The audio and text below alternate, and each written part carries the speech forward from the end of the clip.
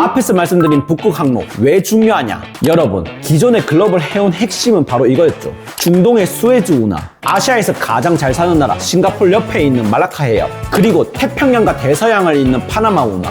그런데 미국 입장에서 바라봤을 때 이 세 가지의 길은 뭐죠? 통행료를 내야 되고 미국과 거리가 멀다 보니 지정학적 리스크까지 존재하죠. 그런데 북극 항로는 다릅니다. 우선 북극 항로 같은 경우에는 아시아와 유럽 간의 거리를 약 40% 단축을 할 수가 있고, 거리가 짧다 보니 선박들의 연료비 또한 감소가 되겠죠. 그리고 시간까지 단축이 되고, 현재까지 세계 최대 강대국 미국이 가지고 있지 않았던 이런 바닷길을 차지할 수가 있는 겁니다. 그래서 미국이 그린란드에 집착하는 이유입니다.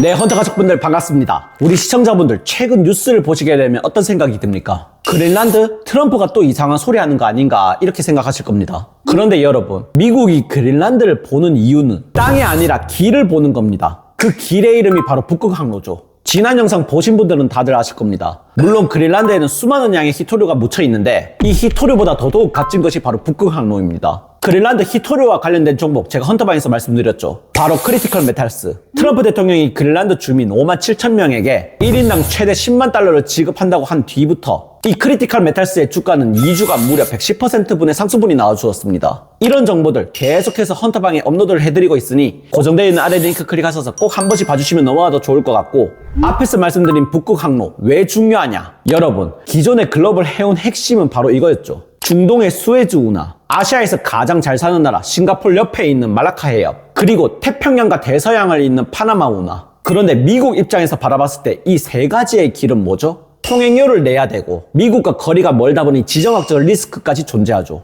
그런데 북극 항로는 다릅니다. 우선 북극 항로 같은 경우에는 아시아와 유럽 간의 거리를 약 40% 단축을 할 수가 있고, 거리가 짧다 보니 선박들의 연료비 또한 감소가 되겠죠. 그리고 시간까지 단축이 되고, 현재까지 세계 최대 강대국 미국이 가지고 있지 않았던 이런 바닷길을 차지할 수가 있는 겁니다. 그래서 미국이 그린란드에 집착하는 이유입니다. 그린란드 같은 경우에는 그냥 얼음덩어리가 아니고 북극 항로의 관문이 되고, 항만과 보급, 러시아와 가깝다 보니 감시 거점이 되는 것이고, 군사와 물류를 통제할 수 있는 길이 열리는 겁니다. 다시 말해 미국 입장에서 그린란드는 북극 항로의 톨게이트 같은 존재죠. 그래서 그린란드에 있는 미군의 기지, P2P 공군 기지와 함께 항로를 통제하고 이제는 인프라까지 투자를 하려고 하고 있습니다. 이게 전부 동시에 움직이는 거죠. 여기서 질문 하나. 북극 항로가 열리면 누가 제일 먼저 돈을 벌겠습니까? 정답은 명확하죠. 해운회사입니다. 그 중에서도 이미 북극 노선 경험이 있고 글로벌 네트워크를 가진 회사들이겠죠. 그래서 제가 오늘 여러분들에게 공유해드릴 종목 첫 번째, 마에르스크입니다.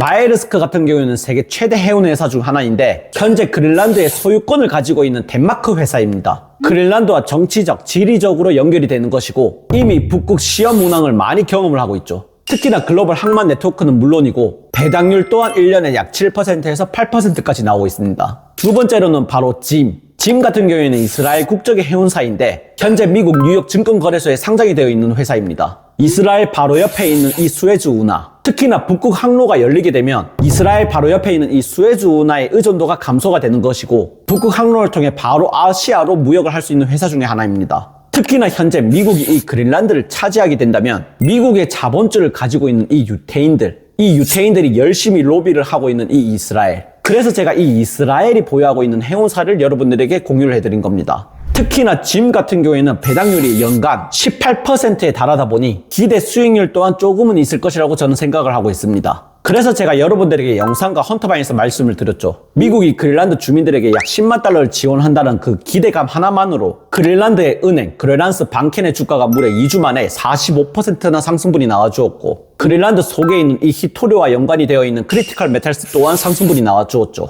그렇다면 이제는 뭐냐? 물류와 해운 차례입니다. 여러분, 지정학 뉴스는 무섭게 들릴 수도 있습니다. 그런데 그 전쟁 뉴스 뒤에는 항상 돈 버는 길이 있습니다. 지도가 바뀌는 방향에서 돈이 어디로 흘러가는지 저 크립토 헌터 영상에서 전부 다 말씀을 드리도록 하겠습니다.